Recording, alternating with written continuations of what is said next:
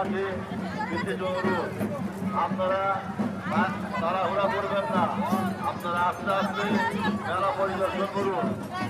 দর্শনার্থীদের কাছে বিশেষ অনুরোধ, আপনারা তাড়াহুড়া করিবেন না এবং একে অপরকে দেখার সাহায্য করুন।